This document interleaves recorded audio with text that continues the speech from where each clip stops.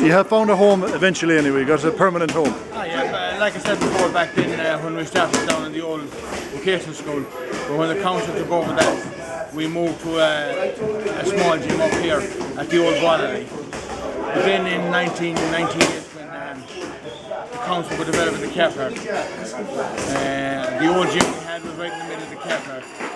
So with the help of the town council, with the finance they gave us and all, we got this place going, and we moved in here in October 1998, so we're here ever since, and it's great that we can own the building and you can live off all your equipment and everything. We have no movement of stuff or bags or anything at night like other people in community centres, so that's a very plus for us, great plus for us. And you can hold your tournaments here as well? Hold tournaments and championships and everything, it's all here. Okay. Do you have any reservations about boxing yourself? None whatsoever. None whatsoever. I think myself it's the safest sport going. Because no matter how you look at the sport of boxing, I would say to everyone, there's boxing in every sport. It's only well organised and the rules are all and the regulations are all safe and sound in our sport. You know, if you're going to matter where you go, it's a very human nature thing to hit the other person. But in boxing, there's all safety. Every young man has to have his certificate and he's medical and he's done and has been endorsed by Dr. White. Here about 5 years ago he did a feature in the Mayo and he said everything about boxing that is safe and sound and the healthiest thing you could hear. Well, it's very well controlled. Very well controlled. And they wear the headgear. The headgears are all... headgear and all. There are talk now about taking the headgears off senior boxers after the next Olympics. They are cautious, they are dangerous. It never goes from underage boxing. It'll all be there. It's very simple. I think there are benefits in fitness as well, and there's great discipline in it. Boxers don't tend to get into trouble generally, so they don't. With boxing, it is, you know, it's great for discipline because the thing about boxing is you're on your own in the ring. You know, on any team sport, you're depending on your teammates. When you're in the ring, you're on your own. It's your own achievements. That's the great thing about it. You know, the win is vital. Absolutely. To be on your own in there, it's the loneliest place in the world, but the achievement when you win is vital.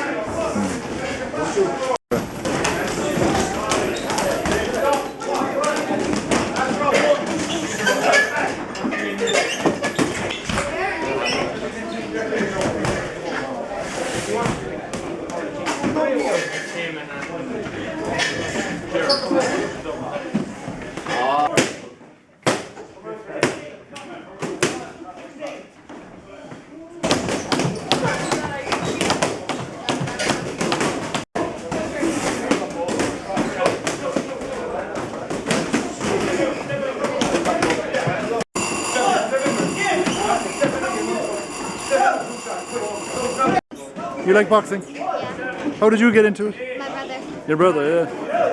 What age are you, Rose? I'm 10. And you train every night nearly? Not every night. Sometimes I come once a week, sometimes I come. Yeah, no competition yet, no? No. No. So you're going to be world champion sometime? I know. Like Katie? No. What's your name?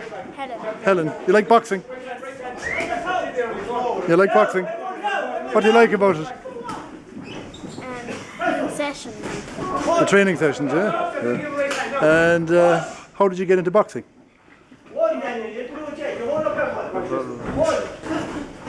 Watching Katie Taylor, no? Yeah. The big characters in the club were... Yeah, John McHale was a major influence on the club in the early years.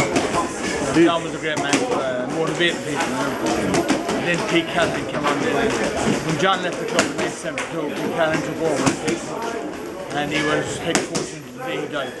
Yeah, he was an amazing man. You see him sitting in the corner at the fight, and he'd be nearly in the ring himself fighting. Oh, Pete was very involved in the club in every way, and he used to get he was very involved in the corner as well. So, he was a great man. He was great knowledge of boxing, you know, great technique and everything about Pete Callahan. Was he a boxer himself?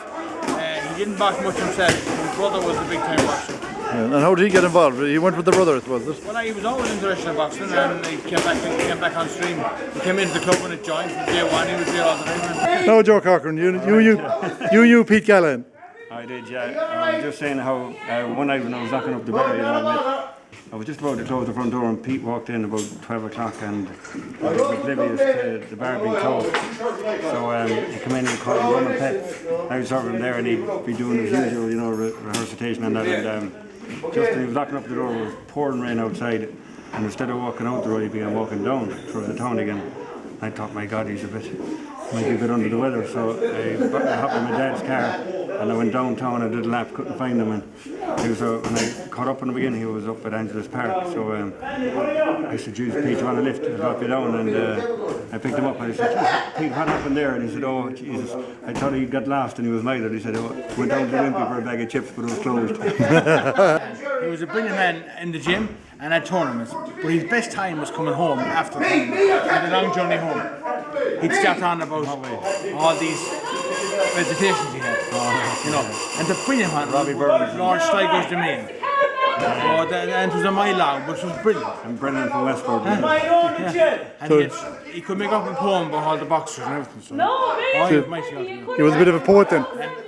Because I remember coming up before he died, we were planning on doing a video with Kieran McLean. And he was always saying, I'll do it again, I'll do it again, I'll do it again. And then one morning we got the word that he had. Check it out, round 2.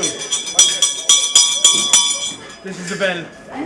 It belonged to Mick Duffy. Mick was a great supporter of St. Anne's back in when he started for 60s and 70s. And he was the Mayo timekeeper for almost 20 years. He did all the tournaments in Mayo all that time.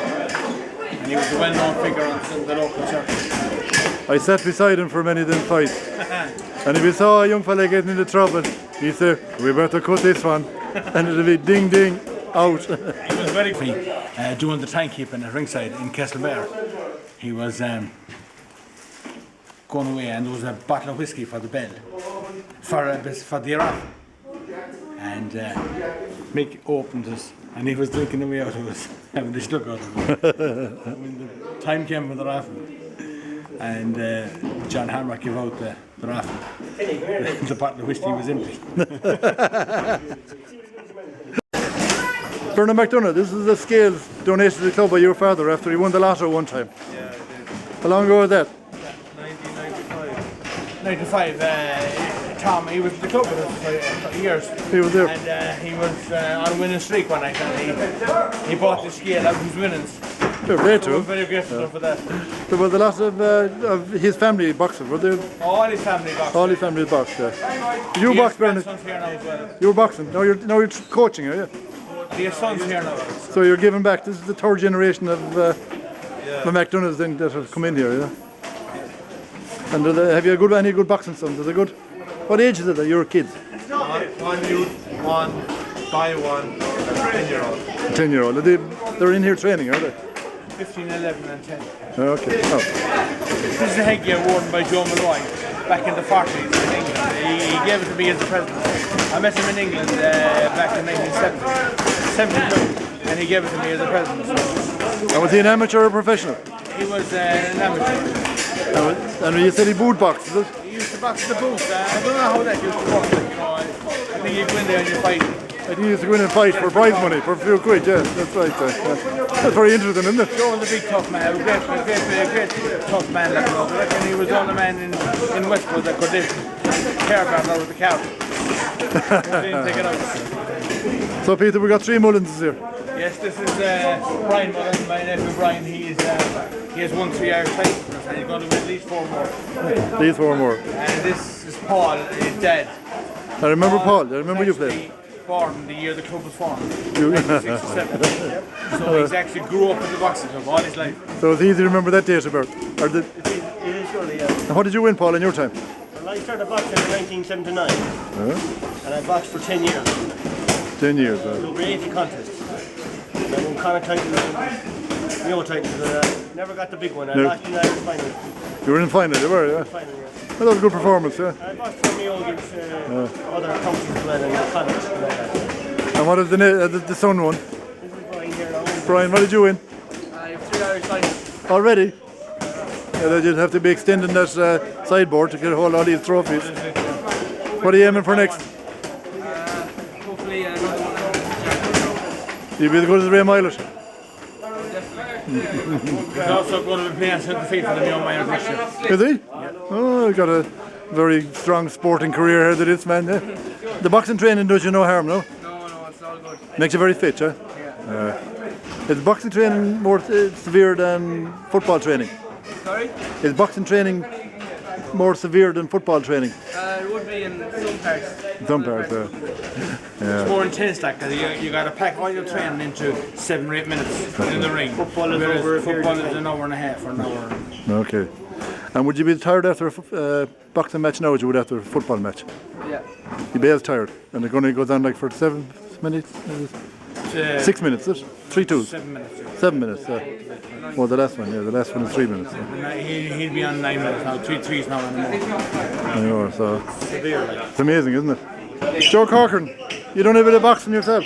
I'm afraid I haven't, I know. Well, you did long ago. Yeah, he has done a bit back in I tried it now. back in the other days, back in the club in the other days. A bit too heavy, Ali, for my opposition. You're more pushing the scrum. Sure, it might come in useful for the job you have down there in the Castle Court. That's 2 o'clock in the morning when the boys are getting a little bit difficult.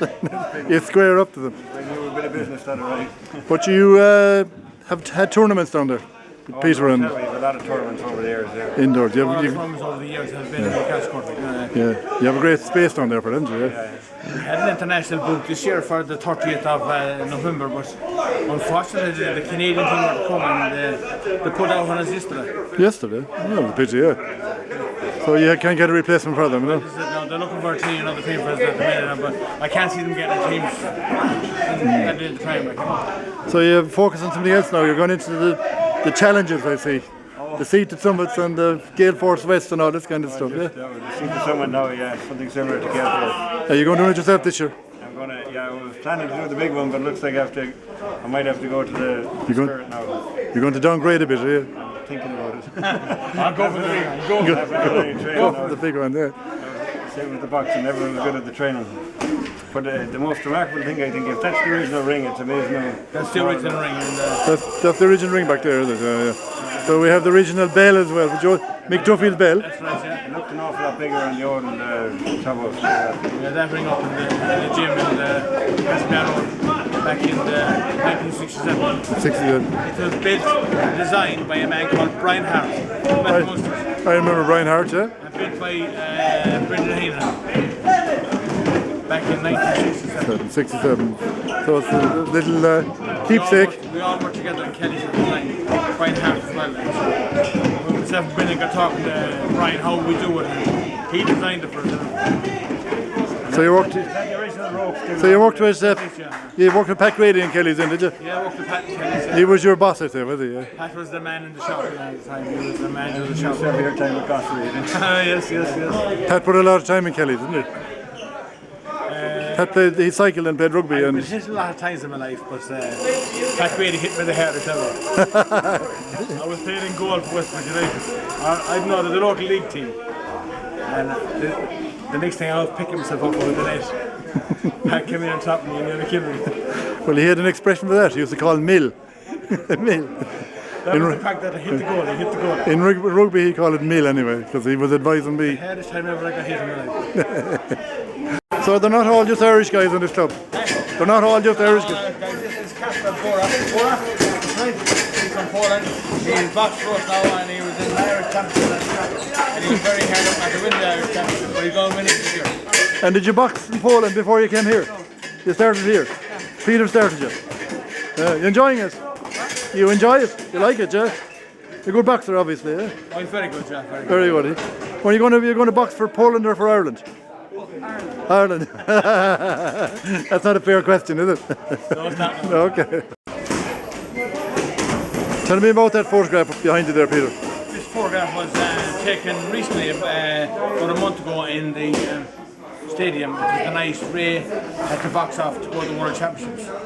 And it was a very big contest for him to qualify to go to the World Championships. And he won it by 2 points in Dublin. And the photograph shows winning while winning and losing is all about. Great gallery of photographs up there. What does this represent? This is all these lads here up on this wall.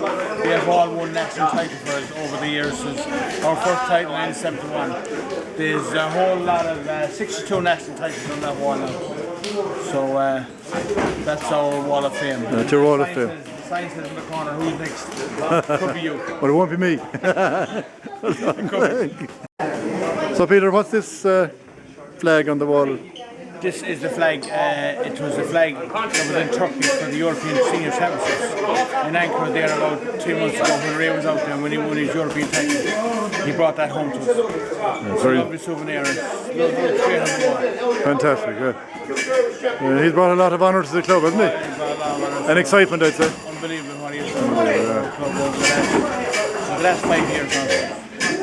I never thought in my lifetime that I'd see it like this. So Hopefully you'll see it again. you have peace of mind, have you? Tell us about that photograph, Peter. This is a photograph taken after in '09. Danny Cox Henry Kane from England, who was brother of the world champion, Emma Kane. So Danny won the title and won the well. It was a great win for him in the castle. He boxed very well. Now, what have we got here, Peter? This is a very special award. I can't give it to anybody. I've won it myself for the last 40 years, so it's. What's it called? It's called Dumbass of the Year Award. What's it for? Well, it's for some guy who doesn't do his job right in the club or does something wrong. But we haven't given it out yet to anybody but myself. It'd be too embarrassing, would it? You might lose too many members. Peace at last, lads. All gone home. Except for the trainers.